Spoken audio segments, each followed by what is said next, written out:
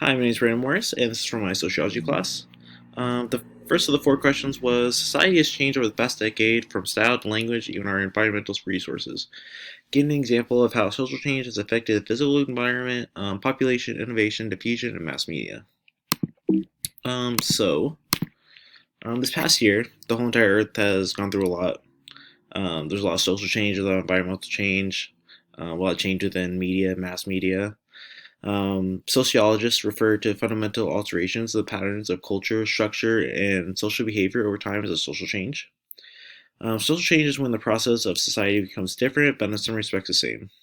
Social change confronts people with new concepts, situation, and urges them to new forms of action. Sociologists refer to fundamental alterations of the patterns of culture, structure, and social behavior over time as social change. Our physical environment is a popular hot topic in politics and on social media, and because it is something that we need to survive off of, it's really important. Hunting, gathering, horticulture, agriculture, and industrial societies all represent different types of adaptations that are part of society today. Climate change is a really big political and mass media topic that people try to avoid in conversations, but I think it's something that is really important in our environment. Some people think that climate change isn't real, or they choose to ignore the facts of it. But in my opinion, climate change is a huge topic and needs to be addressed. There's rising sea levels, melting glaciers, high pollutions, all across the United States, all across the world.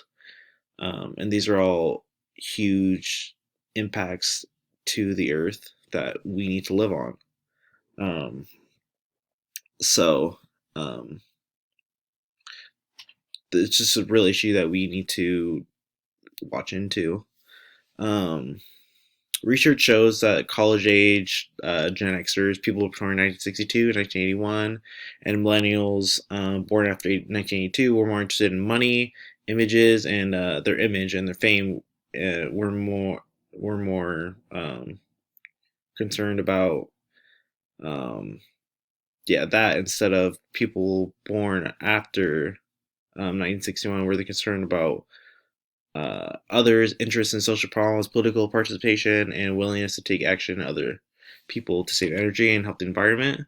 That all declined from generations, but I think this next generations of adults have um, taken more interest into these topics.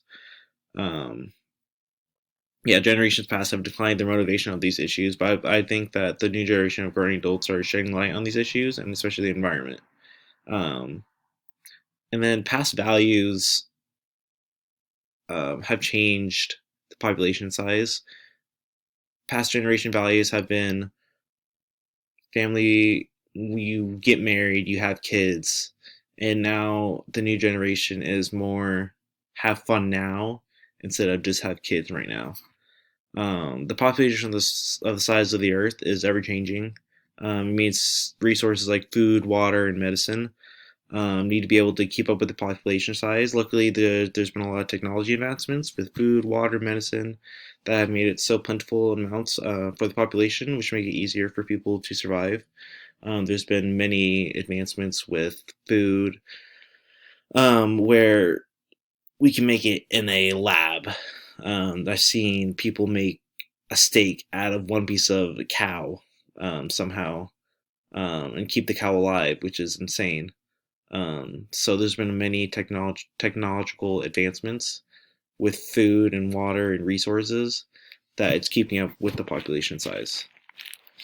Mass media has become a very popular part of society because it's become the way we get information.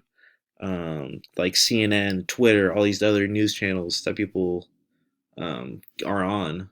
Um, it gets our information to us. We every time you wake up, you go on, you turn your TV, you turn on CNN, you turn on Fox News, you see what's going on in the world, and then you go on Twitter, you look at information, see what people are up to, see what the world's up to, and then you see what's the new hot thing. It's just the way that we get information from people that it's important. Um, so that brings me to my next topic, which is The next question is: the information revolution was and still is an important perspective in social change. In your opinion, how has it changed? How has it changed society? How do you feel it will change society in the future? The information revolution started in the 1990s when technology like cell phones, the internet, computers started sweeping the nation, the whole world. Cell phones, the whole internet was just no one knew what it was. Not a lot of people had access to the internet or computers or cell phones. Um, the information revolution, it was often compared to the industrial revolution because it made jobs easier for people and how people change their jobs. To this day, technology is ever changing. Information is being stored on technology. It makes it easier to access than pen and paper. You have to file stuff. Where now you can just click a button and you have everything sorted. Jobs that were needed to be done in person, like non-emergent doctor visits, can now be done virtually. I know this past year, with everything being shut down, doctor visits, non-emergent doctor visits, can now be done virtually without leaving the without leaving your home, which is great. So technology and information being done really has changed how the world works.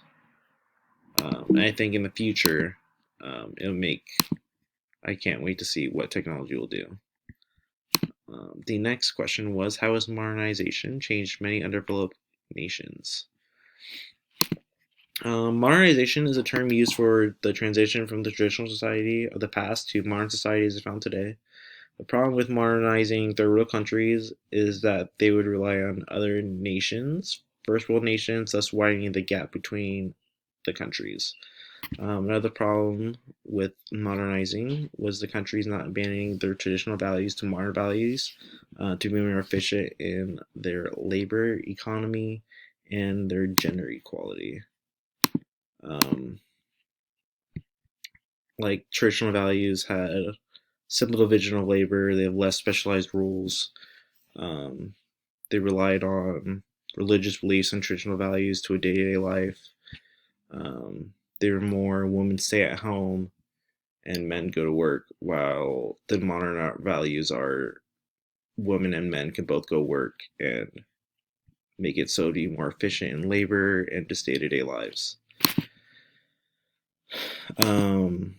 So yeah, and then the last question is: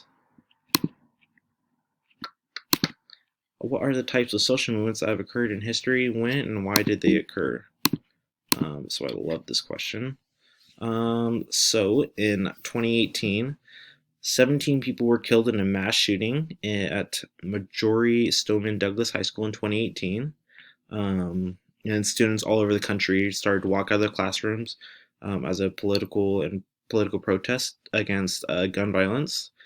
A girl in protest in Sweden sparked a global strike among youth worried for their future and pushing for action against climate change. So these are all big social movements that have been started. The mass shooting was really important because it really showed the United States that gun violence was a real thing and how easy it was for someone to just walk in somewhere and kill a bunch of people. Um, so that social movement is still going on today. There still continues to be mass shootings. I know there was a mass shooting not too long ago in Colorado in a grocery store. So it's a very serious thing that um, people shed light on with these protests and these social movements. Another big social movement was the LGBTQ rights. On November 6, 2012, Washington, oh, that's the wrong one. There was, what's this one? The LGBTQ one. Sorry. Um, Margaret Witt in 2015 um, ended the "Don't Ask, Don't Tell" policy in the military, which banned openly gay, lesbian, bisexual people from military service. That finally got done away with. and she was reinstated into the military. So that was a good insight to where all across the United States, same-sex marriage was now being legalized, and LGBTQ plus people were now keen to have rights all across the country, which is a very big social movement. And then on November 6, 2012, Washington and Colorado became the first two states to nationally legalize marijuana for recreational use. As of 2019, 11 states have legalized recreational use of marijuana. Um, and I know Arizona just this past year have legalized marijuana recreational use. So I know the education and the medical use of marijuana is being used for a good use. And it was a good social movement that people fought for and needed. And then the last one that I wanted to talk to was this past year at the election. There was the death of George Floyd on May 25th. There was a lot of protests and arrests that happened in Minneapolis, and then it struck all across the United States, where tens of thousands of people swarmed the streets all through the capitals across the world, across the United States, that um, expressed their outrage and just sorrow during the day and through the night. And then there were looting and vandalism in some cities where the National Guard had to be called in just because of this. But these social movements created light to these situations where, in these past generations, they've been shut down. And I think it's great to see where, how far we've came, and I think there's still um, ground that we need to make up. So thank you for listening to me, and I hope you have a great day.